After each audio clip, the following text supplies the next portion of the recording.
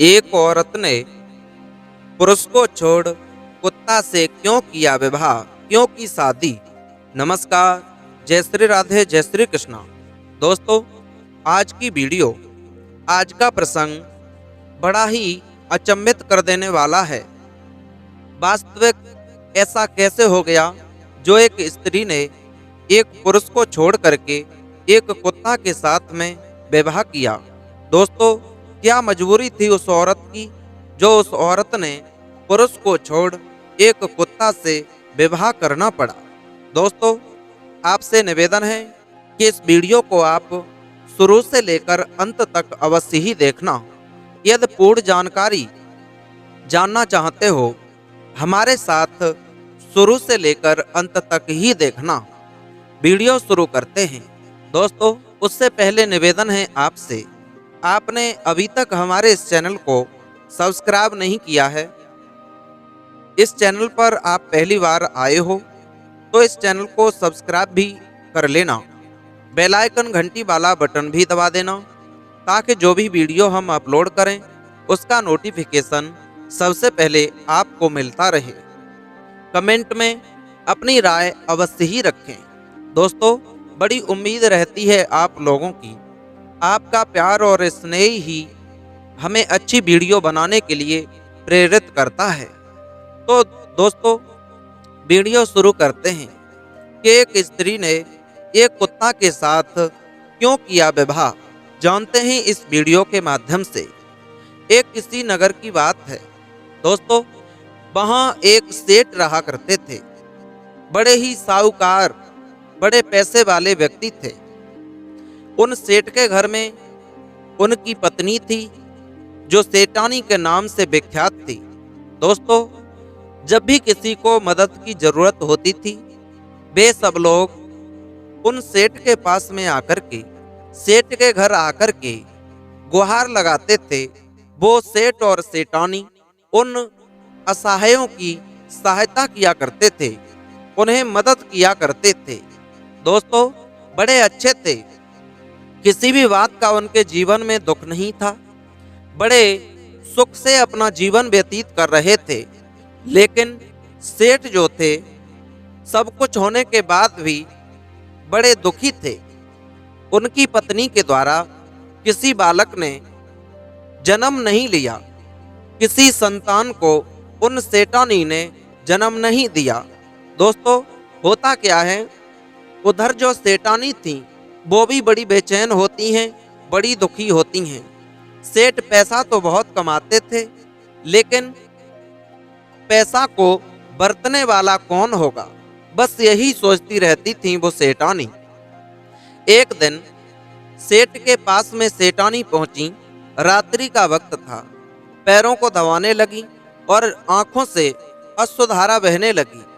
सेठ ने जैसे ही देखा कि पत्नी हमारी रो रही है, उठ कर के बैठ गए।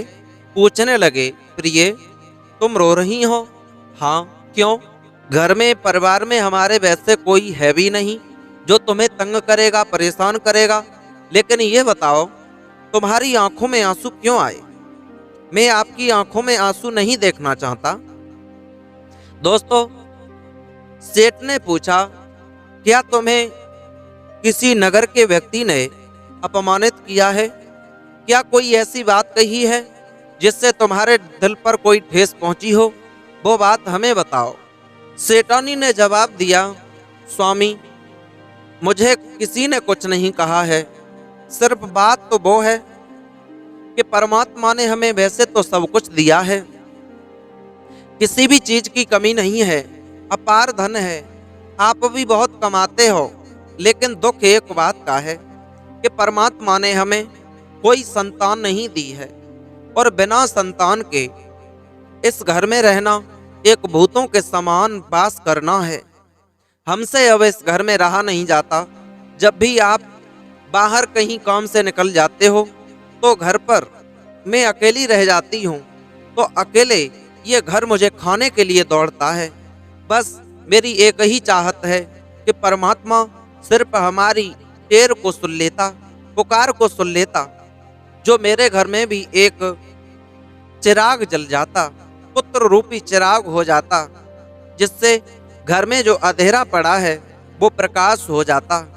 दोस्तों, ऐसी बात सुनकर सेठ जी कहते हैं, प्रिय, वैसे जिंदगी में हमने कोई पाप तो नहीं किया है, फिर भी परमात्मा ने हमें न जाने किस बात का ये दंड दिया है।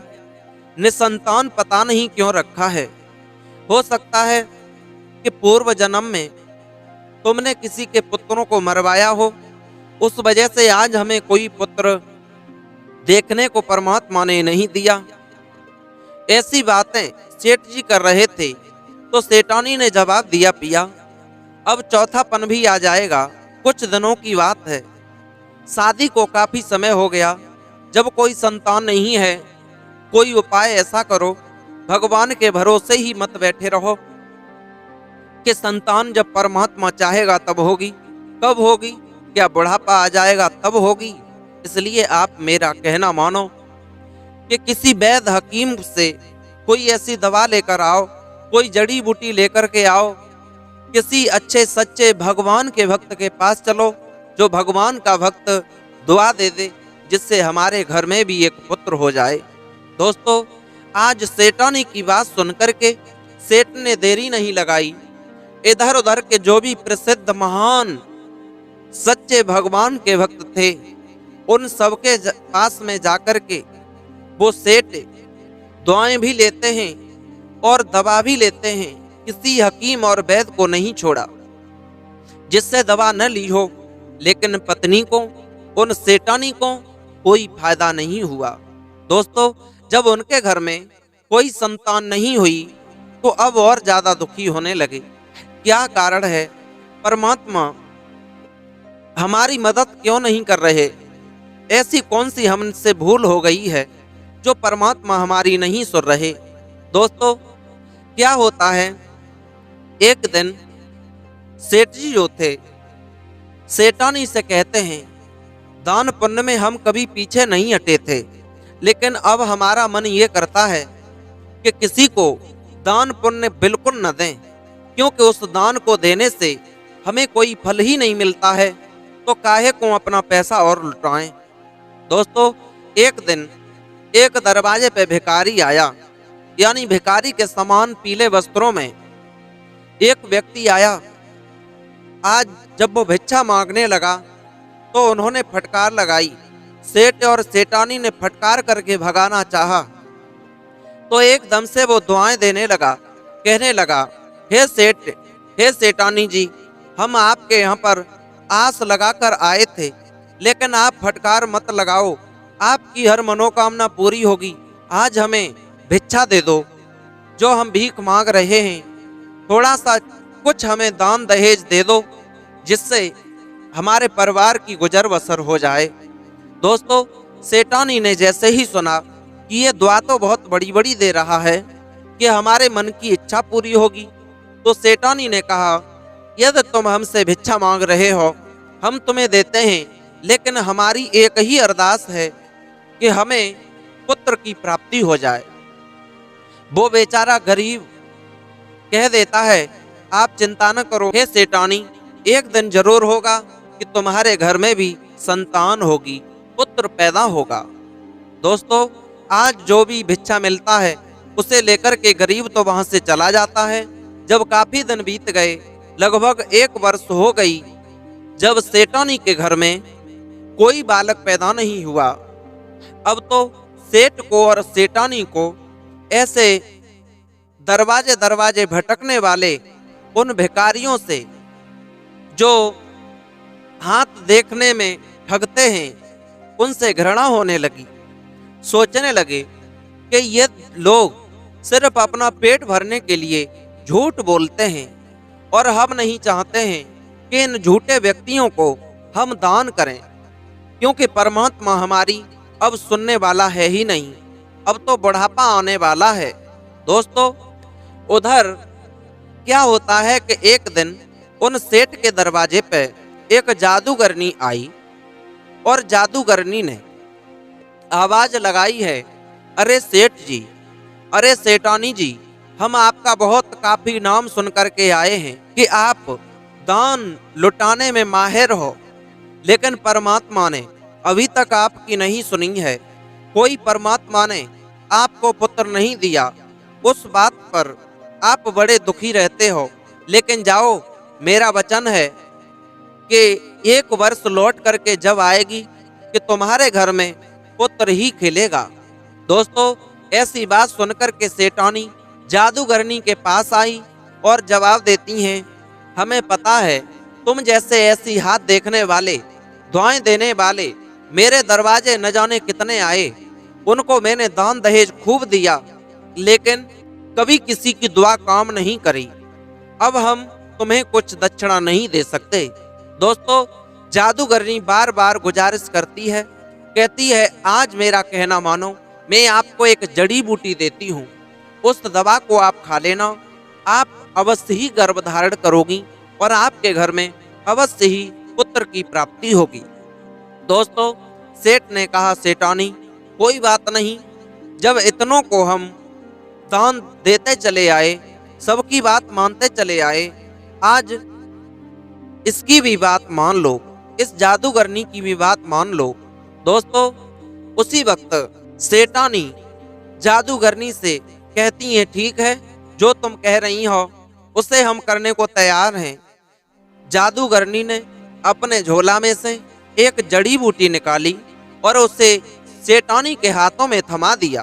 दोस्तों, सेठानी उस जड़ी बूटी को पाकर के बड़ी प्रसन्न हुई, खुश हुई। आज वो जादूगरनी तो वहां से चली जाती है। उधर जो सेठ थे और सेठानी, जब हम बिस्तर होते हैं, रात्रि के समय सोते हैं, उसके बाद में कुछ दिन बीतने के बाद क्या हुआ कि सेठानी ने सेठ को बताया कि स्वामी, मेरे गर्भ ठहर गया है। दोस्तों, अब तो सेठ को बड़ी खुशी हुई कि हमारे घर में भी अब तो पुत्र की प्राप्ति होगी। जो जादूगरनी कह रही थी वो सत्य होगा। दोस्तों, कुछ दिनों के बाद सेठ के घर में सेठानी के द्वारा एक पुत्र पैदा होता है और जब वो एक पुत्र जब सेठ के घर में पैदा हुआ तो वो एक राजकुमार बन गया। दोस्तों, धीरे धीरे जब वो राजकुमार कुछ बड़ा हुआ, बड़ा होने के बाद उसकी शादियां आने लगीं।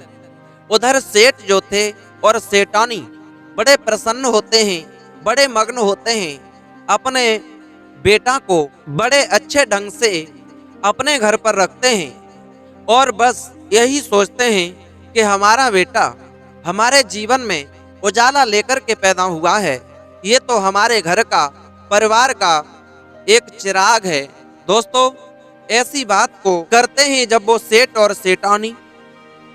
धीरे धीरे समय बीता, जब उनके घर में जो राजकुमार जवान हुआ, देखने में तो बड़ा सुंदर था, जो भी देखता था वो देखकर के मोहित हो जाता था।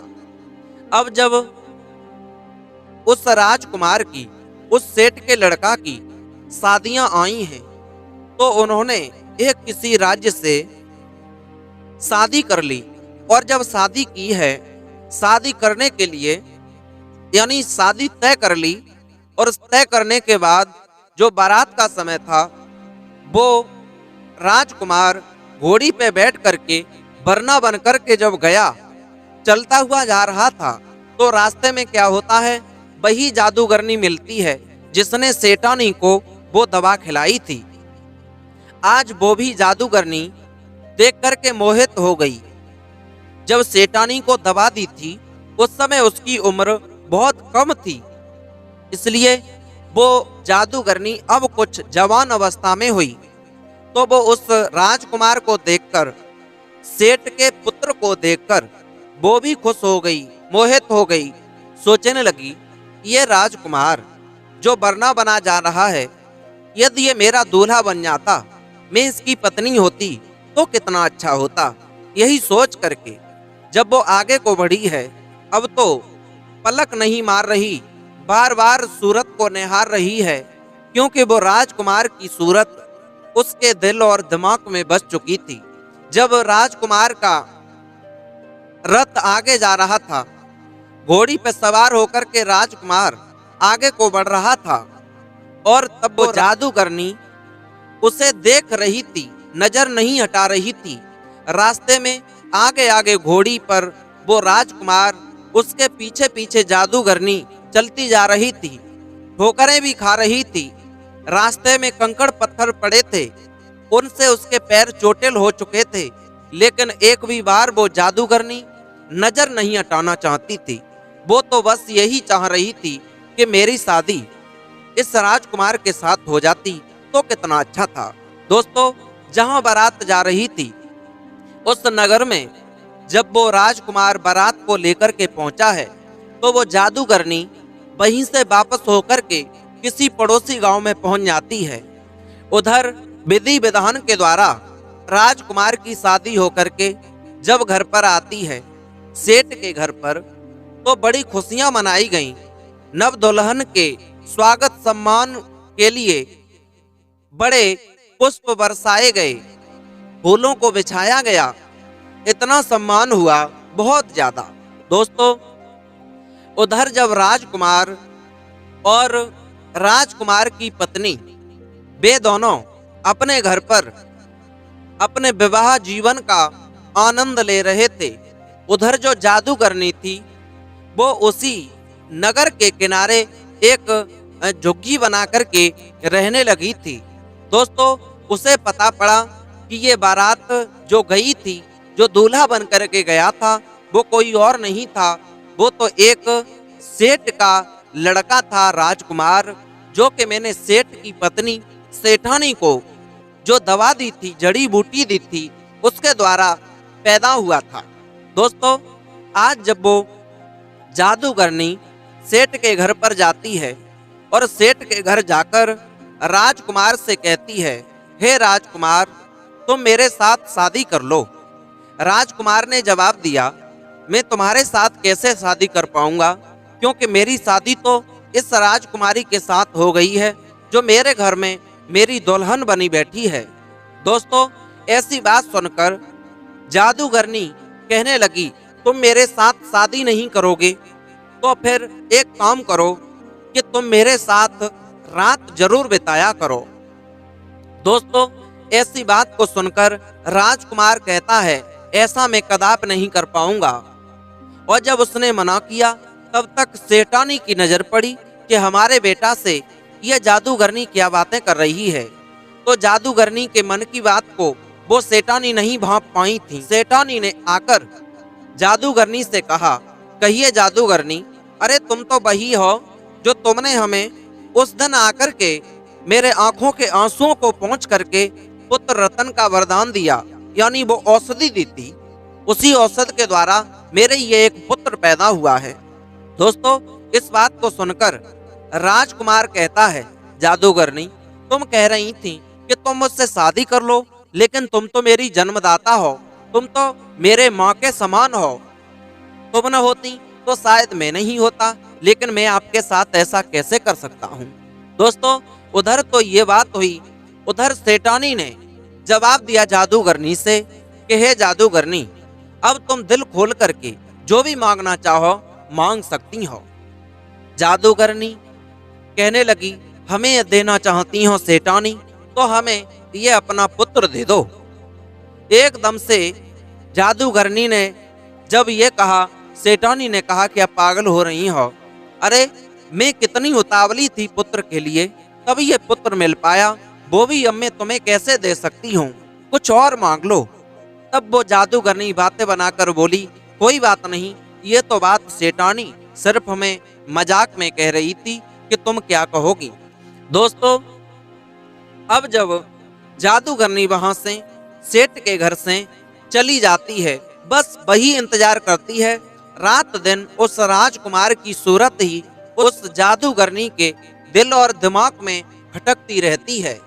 दोस्तों, जैसे ही वो जादूगरनी अपने नगर से बाहर, यानी उस सेठ के नगर से बाहर एक झुग्गी को बना करके रहती है, अब वो इंतजार करती है किसी दिन ये राजकुमार निकल कर आए, तब मैं इससे बात करूं। दोस्तों, एक दिन वो राजकुमार घोड़े पर सवार होकर के कहीं निकल कर जा रहा था, तो क्या देखती है कि वो राजकुमार को जादूगरनी देख लेती है। तो जादूगरनी एकदम से राजकुमार को रोक लेती है, कहती है, क्या तुमने मुझे पहचाना? मैं वही जादूगरनी हूँ जो तुम्हारे पास आई थी। तुमने उस दिन मना कर दिया था कि मैं शादी नहीं करूँगा, लेकिन तुम यदि शादी नहीं करोगे तो फिर मैं कैसे रह पाऊंगी? मैं भी चाहती हूँ कि तुम मेरे साथ विवाह कर लो। राजकुमार ने फिर भी मना किया। राजकुमार ने समझाया, क्या तुम नहीं जानती हो, मेरे घर में मेरे एक पत्नी है। दूसरी पत्नी कभी स्त्री दूसरी स्त्री को सौत को स्वीकार नहीं करती है। मैं आपके साथ हरगिज शादी नहीं कर पाऊंगा। दोस्तों, जादूगरनी ने जवाब दिया, तुम शादी नहीं करोगे तो फिर एक काम तो कर सकते हो, किसी बहाने से तुम जब भी समय मिले तुम इस रास्ते से आ जाया करो और मेरे साथ शारीरिक संबंध बना लिया करो। दोस्तों, ऐसी बात सुनकर के राजकुमार ने मना किया, लेकिन वो जिद कर गई। तो राजकुमार कहता है, ठीक है, ये बात मुझे स्वीकार है। आज जादूगरनी का राजकुमार से हित बढ़ गया, प्रेम बढ़ गया। अब तो राजकुमार रोजाना का नियम बन गया कि वहां जादूगरनी के घर जाता है और जाकर के उसके साथ शारीरिक संबंध बनाता है और प्रेम बढ़ाता है। प्रेम इतना बढ़ता चला गया कि अब तो इधर उधर कुछ लोगों को चर्चाएं होने लगी कि ये राजकुमार इस जादूगरनी के घर क्या लेने जाता है। दोस्तों, एक दिन क्या होता है कि वो जादूगरनी ये नहीं चाहती थी कि ये राजकुमार अब मुझसे बिल्कुल दूर हो, मेरे अलावा अन्य किसी को चाहे, यानी वो उसकी पत्नी को छुड़वाना चाहती थी। अब तो वो राजकुमार से बार बार कहती है कि तुम मेरी बात मान जाओ, मुझसे शादी कर लो। तो वो राजकुमार मना कर देता है, क्या पागल हो, मेरे घर में मेरी पत्नी है और मेरे माँ बाप मेरे बारे में क्या सोचेंगे, इसलिए शादी तो नहीं कर सकता, लेकिन तुम्हें सुख जो तुम चाहती हो वो जरूर पहुंचाता रहूंगा। ऐसे ही होता रहा, समय काफी निकल गया। उसके बाद एक दिन जादूगरनी ने सोचा, क्यों ना मैं इसे में अपने बंदी कर लूं। अब तो जब सेठ को और सेठानी को, उसकी पत्नी को ये बात पता पड़ी कि वो जादूगरनी के पास में राजकुमार जाता है, तो पत्नी ने मना किया कि तुम इस रास्ते से नहीं जाओगे, क्योंकि वहां जादूगरनी रहती है, पता नहीं तुम्हारे साथ क्या व्यवहार कर दे। लेकिन उसे ये नहीं पता था कि इसके नाजायज संबंध भी चल रहे हैं। दोस्तों, उधर जब वो राजकुमार जाता है काफी दिनों के बाद में, क्योंकि पत्नी ने पहले नहीं जाने दिया, कई दिनों के बाद जब वो राजकुमार उस रास्ते से निकला तो जादूगरनी की नजर फिर पड़ गई। जादूगरनी ने राजकुमार को अपने पास में बुलाया, जवाब दिया, तुम इतने दिनों के बाद आए हो, क्या तुमसे किसी ने मना किया था? जवाब दिया, नहीं। वो बातें बना गया, लेकिन जादूगरनी कपट की बात सोचकर अपने मन ही मन में विचार करती है, हो सकता है जिस तरह से मैं चाहती हूँ वैसे ही इसकी पत्नी भी चाहती होगी कि ये अन्य किसी से जाकर के न मिल पाए। वो जादूगरनी सोच रही है कि मेरी बात को इसके घर वालों को पता पड़ गया है, इतने दिन तक नहीं आने दिया, अब आगे पता नहीं कितने दिनों बाद आए और ना आए, इसलिए अपने कब्जा में कर लूं। उस जादूगरनी ने उस राजकुमार को अपने कब्जे में कर लिया, यानी उसे जादू से कुत्ता बना दिया। अब जब काफी दिन बीत गए, जादूगरनी क्या करती थी कि दिन में तो उसे कुत्ता बना देती और रात्रि में पुरुष बना लेती, उसके साथ में सहन करती, रात्रि भर ऐसा आराम करती। लेकिन जो राजकुमार था वहां रहकर के बड़ा दुखी रहता है। वो बार बार यही सोचता है कि मेरे माता पिता मुझे बहुत याद करते होंगे, जिस पत्नी से मैंने वादा किया कि मैं तुम्हारा जिंदगी भर साथ दूंगा, लेकिन वो भी मेरे बारे में क्या सोच रही होगी। लेकिन जादूगरनी ने मुझे ऐसे फंसा लिया है कि दिन में कुत्ता और रात्रि में आदमी बना देती है, पुरुष बना देती है। दोस्तों, उधर जब काफी दिन के बाद सेठ के घर पे वो लड़का राजकुमार नहीं पहुंचा तो चर्चाएं होने लगी कि राजकुमार कहाँ चला गया। दोस्तों, अब तो इधर उधर लोग ढूंढने लगे। ढूंढते ढूंढते जो भी अच्छे पुरोहित थे उन सबसे पूछा गया, जो तंत्र विद्या जानते थे उनसे पूछा गया कि राजकुमार कहाँ चला गया। अब तो कोई पता ही नहीं बताता। राजकुमारी ने जवाब दिया कि हमारे पति उस जादूगरनी के घर जाया करते थे, हो सकता है उसी ने कोई चाल तो नहीं चलती। अब तो सेठ और सेठानी और उस राजकुमार की पत्नी जादूगरनी के पास जाते हैं, हाथ जोड़कर क्षमा मांगते हैं, कहते हैं, हे जादूगरनी, हमारा बच्चा कहाँ गया। राजकुमारी कहती है, मेरा पति कहाँ गया, आपके घर आते जाते थे। जादूगरनी कहती है, मुझे क्या पता। अब वो पति जो था, वो पति कुत्ता बन करके उन सब के ऊपर भौंकता है।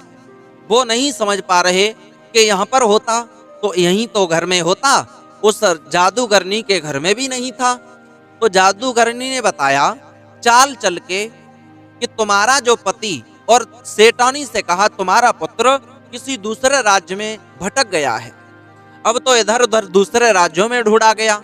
जब कहीं से कोई पता नहीं चला तो सेठानी और सेठ ने अपने पुत्र को पाने के लिए इनाम घोषित कर दिया। कोई भी हमारे पुत्र को ढूंढ करके लाएगा उसे हम अपनी आधी संपत्ति देंगे। दोस्तों, सब लोगों में चर्चा फैल गई। अब तो सब लोग चाहते हैं कि राजकुमार मिल जाए, हमारे द्वारा मिल जाए तो हमें अपार धन मिल जाएगा सेठ जी के द्वारा। उधर क्या होता है, एक बेचारा आंखों से अंधा सूरदास था। वो घर से भी बड़ा गरीब था, अकेला ही कमाने वाला था और उसकी पत्नी और उसके बच्चे थे। बस वो सोचता है, रात्रि में उसे दिखाई कुछ पड़ता था, दिन में बिल्कुल दिखाई नहीं देता था, ऐसा आंखों से अंधा था। उसने विचार बनाया, परमात्मा, यदि मेरे ऊपर आपकी दया दृष्टि हो जाए तो राजकुमार को मैं ढूंढ दूं, जिससे मेरे घर का पालन पोषण होता रहेगा।